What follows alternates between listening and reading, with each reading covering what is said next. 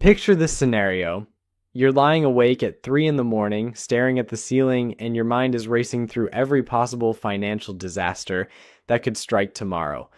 Your car could break down, your laptop might die, you could lose your job. Maybe your pet needs emergency surgery. Sound familiar? Well, what if I told you there's a specific dollar amount that could eliminate almost all of these midnight anxiety sessions and fundamentally transform how you navigate through life? Most people think financial milestones are just arbitrary numbers that rich people made up to make the rest of us feel inadequate. But here's something that might surprise you. There's actual psychology and mathematics behind why certain amounts of money create dramatic shifts in your day-to-day existence. And the first real game changer isn't $1 million or even 100,000, it's $10,000. My name is Nick, and I spend way too much time thinking about money, human psychology, and why some people seem to glide through financial challenges while others are constantly stressed about their bank account balance. If you've ever wondered what it actually feels like to have different amounts of money saved up, and more importantly, how each milestone changes your decision-making process, make sure to hit that subscribe button and give this video a thumbs up if it helps clarify things for you. Now, before we dive into what makes $10,000 so special, let me paint you a picture of what life looks like without it.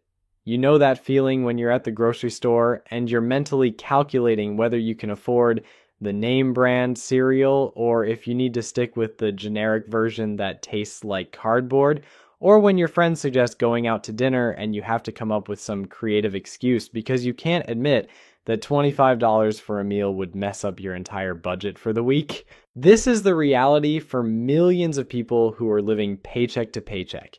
Every financial decision becomes a careful calculation. Every unexpected expense feels like a potential catastrophe. You're constantly playing defense with your money instead of being able to make proactive choices about your future. But here's where things get interesting. There's a specific psychological phenomenon that happens when you accumulate your first $10,000, and it has nothing to do with being able to buy expensive things. In fact, most people who reach this milestone don't dramatically change their spending habits at all. The real transformation is much more subtle and much more powerful. The first thing that changes is your relationship with risk. When you have zero savings, every decision feels dangerous. Taking a new job, moving to a different city, or even planning a vacation becomes this massive source of stress because you know that one wrong move could leave you financially devastated. But when you have $10,000 sitting in your account, suddenly these same decisions feel manageable. You're not necessarily going to quit your job tomorrow and become a professional juggler, but you might finally have the confidence to ask for that promotion you've been thinking about for months. You might be willing to invest in yourself by taking a course or certification that could boost your earning potential. The safety net doesn't make you reckless, but it does give you permission to think beyond just surviving until the next paycheck. There's also something fascinating that happens to your brain chemistry when you see a 5-figure balance in your bank account for the first time. Neuroscientists have found that financial security actually reduces cortisol levels, which is your body's primary stress hormone. This means that reaching $10,000 doesn't just change your finances, it literally changes how your body responds to daily challenges. Think about the last time you had a minor car problem. If you're living paycheck to paycheck, that check engine light might as well be a countdown timer to financial disaster. You're immediately stressed about how you're going to pay for repairs, whether you'll need to put it on a credit card or if you'll have to borrow money from family. But when you have $10,000 saved, that same check engine light becomes a simple inconvenience. You're annoyed, sure, but you're not panicked. This shift from panic to mild annoyance might seem small, but it has ripple effects throughout your entire life. When you're not constantly worried about money, you make better decisions in general, you sleep better, you're more productive at work, you're more patient with your family and friends.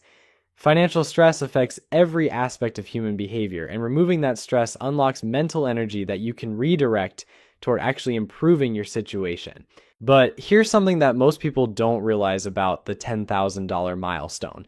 The majority of the benefit doesn't come from spending the money. It comes from knowing the money is there. This is what financial experts call the emergency fund effect, and it's probably one of the most underrated concepts in personal finance. An emergency fund isn't really about the emergencies, it's about the peace of mind that comes from knowing you can handle emergencies. Most people who build up $10,000 in savings never actually spend it on emergencies. Instead, they spend it on opportunities. They invest in education, they start businesses, they move to better locations, or they simply have the mental bandwidth to focus on increasing their income because they're not constantly worried about basic survival. There's also a confidence factor that's hard to quantify but impossible to ignore. When you know you have money in the bank, you carry yourself differently, you negotiate better, you're more willing to walk away from bad deals because you're not desperate. This confidence often leads to better job opportunities, better relationships, and better life outcomes in general. Now, you might be thinking that $10,000 sounds like an impossible amount to save, especially if you're currently struggling to put away even $100 per month. But here's what's interesting about human psychology. The hardest part isn't saving the money itself. The hardest part is developing the identity of someone who saves money. Most people approach saving like it's a temporary diet. They cut expenses dramatically for a few months, save aggressively, and then burn out and go back to their old spending habits. But the people who successfully reach $10,000 don't think of saving as a temporary sacrifice. They think of it as becoming a different type of person. This identity shift is crucial because it affects every financial decision you make. When you see yourself as someone who saves money, you start noticing opportunities to reduce expenses that you never saw before. You become more creative about finding additional income sources. You start thinking long-term instead of just focusing on immediate gratification. The beautiful thing about this process is that it gets easier as you go. Saving your first $1,000 is brutal. It requires significant lifestyle changes and constant willpower. But saving your second $1,000 is noticeably easier because you've already developed the habits and mindset. By the time you're working toward your fifth or $6,000, the process feels almost automatic. There's also a mathematical reality that makes $10,000 particularly powerful. This amount of money can cover the vast majority of unexpected expenses that derail people financially. Car repairs, medical bills, job loss, family emergencies, most of these situations can be handled with less than $10,000. This means that once you reach this milestone, you're effectively immune to most of the financial disasters that keep people stuck in the paycheck-to-paycheck cycle. But perhaps the most significant change that happens when you save your first $10,000 is how you start thinking about money itself. Instead of viewing money as something that just disappears from your paycheck every month, you start seeing it as a tool that multiplies your options. Before you have savings, money feels scarce and finite. Every dollar spent is a dollar gone forever. But when you have $10,000 working as your financial foundation, you begin to understand that money can actually create more money. This is where people start getting interested in concepts like investing, side hustles, and passive income. Not because they suddenly became financial geniuses, but because they finally have the mental space to think beyond just covering their basic expenses. When you're not constantly worried about rent money, you can start wondering about retirement accounts. When you're not stressed about grocery bills, you can start researching stock market investments. Here's something that might blow your mind. The person with $10,000 saved is actually closer to financial independence than someone with zero savings, even if that second person earns twice as much money. Why?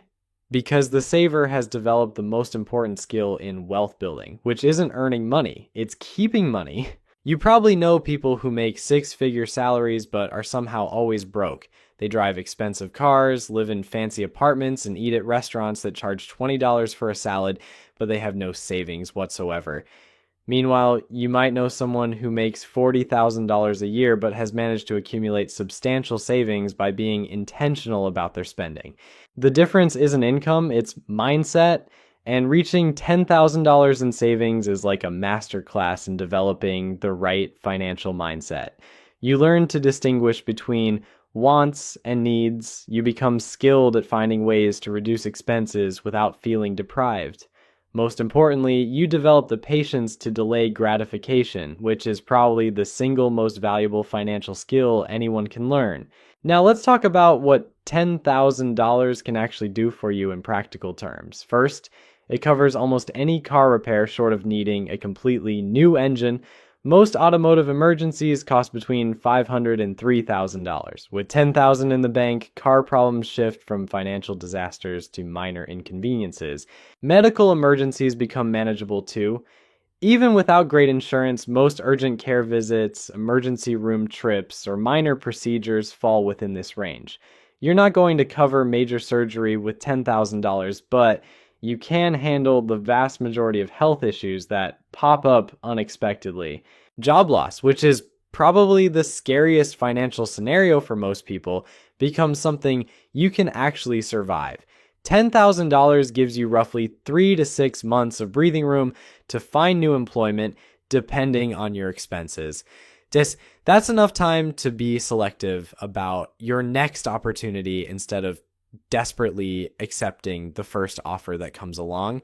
But here's where it gets really interesting. Having $10,000 doesn't just protect you from disasters. It actually creates opportunities that wouldn't exist otherwise. Like maybe you hear about a certification program that could boost your salary by $10,000 annually, but it costs $2,000 up front. Without savings, this is impossible. With your financial foundation, it's an obvious investment. Or perhaps a friend mentions they're starting a business and looking for a small investor. Without savings, you can only wish them luck. With $10,000, you have the option to participate in something that could potentially change your financial trajectory. I'm not saying you should invest your entire emergency fund in your buddy's cryptocurrency scheme, but having options feels incredibly different from having no options at all. The psychological impact extends beyond just financial decisions too. When you have money saved, you sleep better. And I mean this literally. Studies show that people with emergency funds report significantly better sleep quality than those without savings. Turns out, financial stress is one of the leading causes of insomnia, and eliminating that stress has immediate health benefits. Your relationships improve as well. Money stress is cited as one of the primary causes of divorce and family conflict. When you're not constantly worried about bills, you have more emotional energy to invest in the people you care about. You're less irritable, less anxious, and more present in your interactions with others. There's also something to be said for the confidence boost that comes with having money in the bank. You walk into job interviews differently when you know you don't desperately need the position. You're more likely to negotiate salary and benefits because you're not operating from a place of fear. This confidence often results in better job offers and higher compensation, creating a positive feedback loop that accelerates your financial progress. But let's address the elephant in the room. $10,000 might sound like an enormous amount of money if you're currently living paycheck to paycheck. The good news is that you don't need to save it all at once. In fact, trying to save too aggressively often backfires because it's not sustainable. The most successful savers I know started with ridiculously small amounts, maybe $50 per month, maybe even $25. The key is consistency, not the size of the initial contribution. Once you build the habit of saving something every month, you can gradually increase the amount as your income grows, or as you find ways to reduce expenses.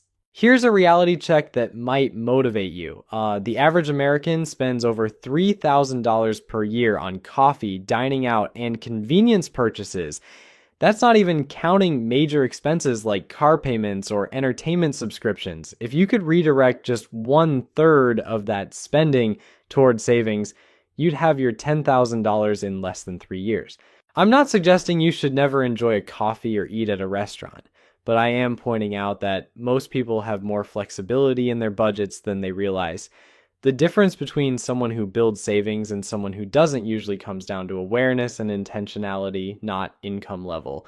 The compound effect of having $10,000 goes far beyond the immediate financial security it provides. It changes how you think about risk, how you approach opportunities, and how you plan for the future. Most importantly, it proves to yourself that you're capable of achieving financial goals, which creates momentum for even bigger accomplishments down the road.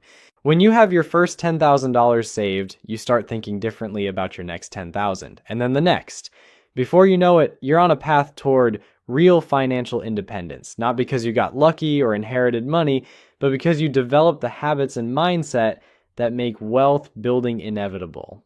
The transformation that happens when you save your first $10,000 isn't just about the money itself. It's about becoming the type of person who has money saved. And that identity shift creates ripple effects that extend into every corner of your life in ways you probably never expected. Let's talk about something called decision fatigue, which sounds like corporate buzzword nonsense, but is actually a real psychological phenomenon. Every day, you make thousands of tiny financial decisions.